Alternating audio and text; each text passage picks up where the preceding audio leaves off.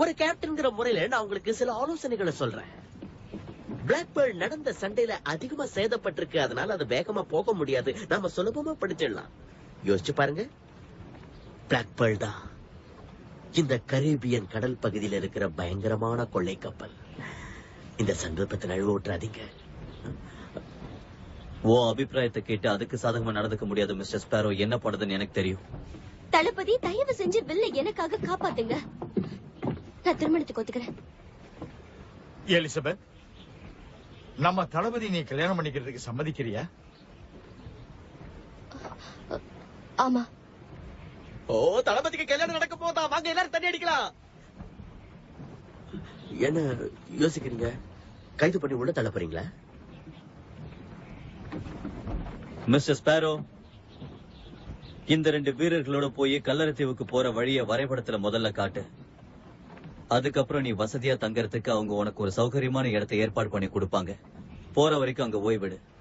நான் சொன்னது புரிஞ்சிருக்கும்னு நினைக்கிறேன். நல்லா புரிஞ்சுக்கிட்டேன் சார்.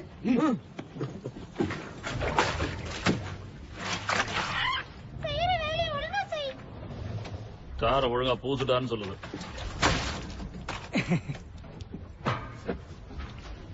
எங்க அப்பா உனக்கு தெரியுமா? யாரு? பூட் ஸ்டாம்பில் தானே? ரொம்ப நல்லா தெரியும். ஜாக் ஸ்பேரோவை தீவில தனியா விட்டதை உங்க அப்பா ஒத்துக்க மாட்டேன்ட்டாரு. அவனுக்காக தகராறு பண்ணாரு. சட்டத்தை மீறி நடந்துகிட்டனு கோவப்பட்டாரு. எங்க சாபம் தீரக்கூடாதுன்னு தன்னோட பதக்கத்தை உனக்கு அனுப்பிட்டாரு. அந்த ஒரு பதக்கம் இல்லாததுனாலதான் 10 வருஷமா எங்க சாபம் இன்னும் தீரல. அவன் பைத்தியக்காரன் இல்ல, நல்லவன். அவர் செஞ்ச காரியத்தினால அவருக்கும் கேப்டன் பர்போசாவுக்கும் சண்டை வந்துருச்சு. அதுக்கு பிறகு என்ன நடந்ததுன்னு எனக்கு நல்லா தெரியும். நான் வேணா அதை சொல்லட்டுமா? நான் சொல்லும் போது நீ ஏன் வாயை திறக்கிற? அதனால கேப்டன் பர்போசா பூட் ஸ்டாப் பெல்டனரோட கால்ல ஒரு பேரங்கி குண்டை வச்சு கட்டிட்டாரு. ஆமா ஆமா. அவரை அப்படியே நடுக்கடல்ல தள்ளிட்டாரு. உங்க அப்பா கடல்ல உயிருக்கு போராடி மூழ்கி செத்ததை நாங்க எங்க கண்ணால பார்த்தோம். அதுக்கப்புறம் தான் எங்க சாபம் தீர அவரோட ரத்தம் தேவைங்கிற விஷயம் எங்களுக்கு தெரியும். இப்பதான் நீ எங்க கிட்ட மாட்டிக்கிட்டியே.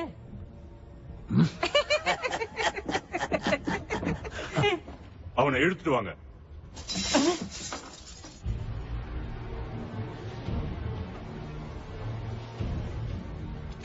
இப்ப இருக்கிற நிலைமையை பார்த்தா நாம அவங்க இடத்துக்கு போய் அவங்கள தாக்குறது நமக்கு ஆபத்துன்னு தோணுது. நீங்க சொல்றது சரியான யோசனை தான் தலைவா. நான் மட்டும் குகைக்குள்ள போய் ஏதாவது சொல்லி அவங்க ஆட்களை படகுல வெளியில வர வைக்கிறேன். நீங்களும் உங்க ஆட்களும் உங்க கப்பலுக்கு போய் படகுல வர அந்த கொள்ளைக்காரங்களை பீரங்கியால சுட்டு அழிச்சிடுங்க. எப்படி என் திட்டம்? அங்க போனதும் உன் புத்தியை காட்டிட மாட்டியே. உங்களுக்கு தெரியாத இன்னொரு விஷயத்தை நான் சொல்றேன். நீங்க இப்ப அங்க போகலன்னா உங்க கப்பலுக்கும் உங்க எதிர்கால மனைவிக்கும் ஆபத்து இருக்கு. மன்னிச்சிருங்க, தளபதி உத்தரவு. தளபதியோட உத்தரவு சொல்லி என்ன அடைச்சு வைக்காதீங்க. அவருக்கு ஒண்ணும் தெரியாது. கடற்கொள்ளையர்கள் சபிக்கப்பட்டவங்க. அவங்களை யாராலையும் கொல்ல முடியாது. நீங்க கவலைப்படாதீங்க, தளபதிக்கு எல்லாம் தெரியும். அவர் திரும்பி வர வரைக்கும் இந்த இடத்துல நீங்க நிம்மதியா தூங்கி ஓய்வெடுங்க. ஜாக் ஸ்பேரோ அவரை ஏமாத்துறான்.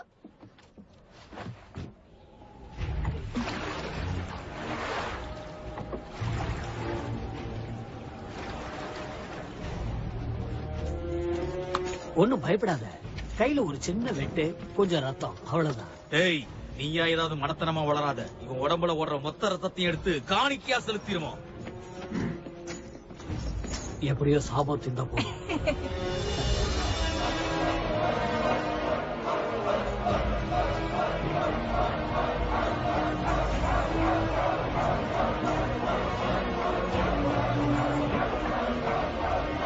கொஞ்சம் வழிவிடுறீங்களா?